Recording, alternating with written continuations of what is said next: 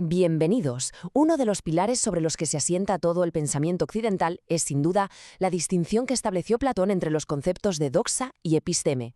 Pero debemos entender que esto no es, ni mucho menos, una mera clasificación académica. Se trata de la respuesta articulada y profunda de Platón a una de las preguntas más fundamentales que la filosofía puede llegar a plantear. Y esa pregunta es precisamente esta. ¿Qué significa realmente conocer algo? ¿Acaso es lo mismo tener una opinión, por muy fundamentada que esté, sobre un determinado tema que comprender su esencia última?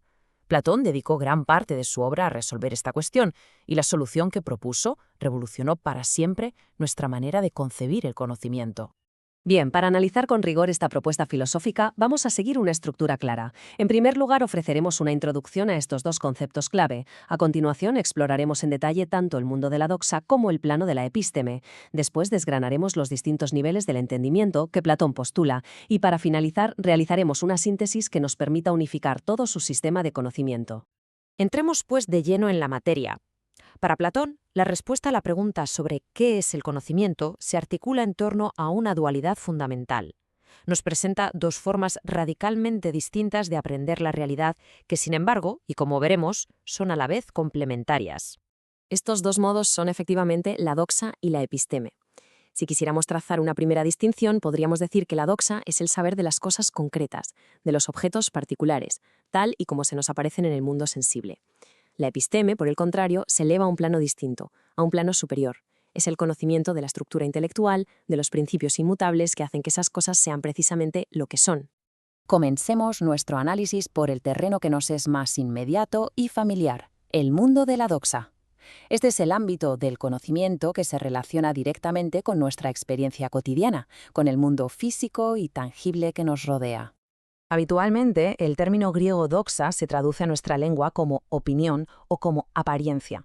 Sin embargo, y esto es absolutamente fundamental para comprender el pensamiento platónico, debemos hacer un esfuerzo por despojarnos de las connotaciones, a menudo negativas, que estas palabras tienen en nuestro uso contemporáneo. Y este es el punto crucial. Cuando Platón habla de opinión, no se está refiriendo en absoluto a un punto de vista meramente subjetivo, a un saber inferior o falible que se contrapone a un supuesto conocimiento científico, objetivo y verdadero. Nada más lejos de su planteamiento. De hecho, la recta opinión, la ortodoxa, es para él el máximo grado de certeza al que podemos aspirar en lo que respecta al mundo sensible. Exploremos entonces sus características.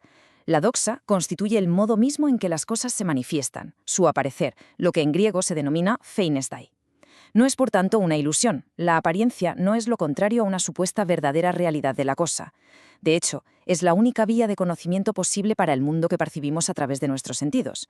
Y este saber no es de naturaleza teórica, sino eminentemente práctica. Consiste en la habilidad, en la destreza para usar y relacionarnos correctamente con los objetos.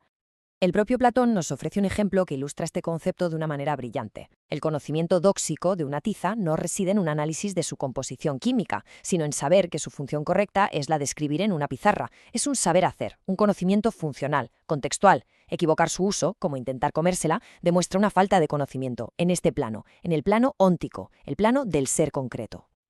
Ahora bien, si la doxa es el saber práctico de las cosas, la pregunta que surge de inmediato es ¿qué hay más allá? Y es aquí donde Platón nos invita a realizar un ascenso intelectual hacia el plano de la episteme, que es, como decíamos, el conocimiento de los fundamentos que subyacen a ese mundo práctico. Esta es, por tanto, la pregunta que nos abre la puerta a un tipo de indagación completamente nuevo. Ya no nos preguntamos cómo usar la tiza, sino que ahora la cuestión es ¿qué es la tiza en sí misma? Esta transición del cómo al qué es en esencia el giro filosófico que nos conduce hacia la episteme. La epísteme es, por consiguiente, el conocimiento de esa estructura inteligible que siempre, seamos o no conscientes de ello, presuponemos al interactuar con el mundo. Es la investigación de las reglas, de las determinaciones y de los principios universales que gobiernan nuestro saber y nuestro lenguaje sobre las cosas.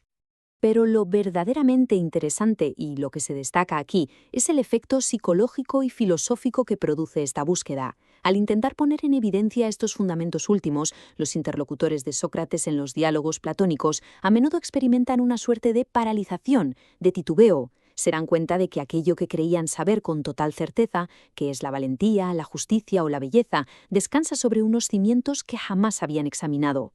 Es el célebre y necesario estupor del despertar filosófico. Pero este plano intelectual no es en absoluto homogéneo. Platón distingue con gran finura una arquitectura interna dentro de la propia epísteme. Nos habla de dos niveles de indagación, cada uno con objetos de estudio de naturaleza distinta.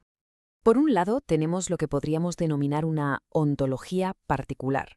Esta se pregunta por la esencia de una determinación concreta, ¿qué es la valentía en sí misma, más allá de los actos valientes particulares? ¿O qué es el caballo en su esencia, más allá de este o aquel caballo concreto? Y por otro lado, en un nivel superior, se encuentra la ontología general, que Platón identifica con la ciencia suprema, la dialéctica.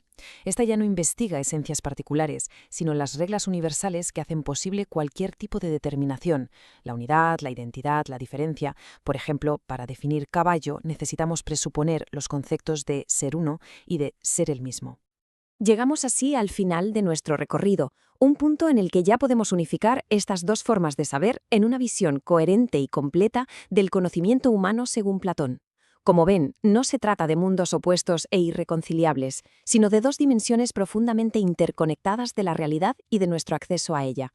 En síntesis, y a modo de recapitulación, la doxa se ocupa de las cosas concretas y cambiantes del mundo sensible, a las cuales accedemos a través de la sensación y la destreza práctica. Es un conocimiento de la apariencia funcional. La epísteme, en cambio, se dirige a las estructuras intelectuales, a las ideas o formas, que son eternas e inmutables. Su método es la razón pura, la dialéctica, y su naturaleza es el conocimiento de la esencia. Una nos informa sobre el mundo tal y como se nos presenta, la otra sobre los principios que hacen que ese mundo sea inteligible.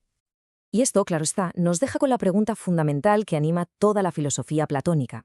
Si nuestra existencia transcurre inevitablemente en el mundo de la doxa, en el trato práctico y cotidiano con las cosas, ¿mediante qué proceso, qué disciplina del alma y del intelecto es posible iniciar ese ascenso hacia el mundo de la episteme para finalmente contemplar los fundamentos últimos de todo lo que es?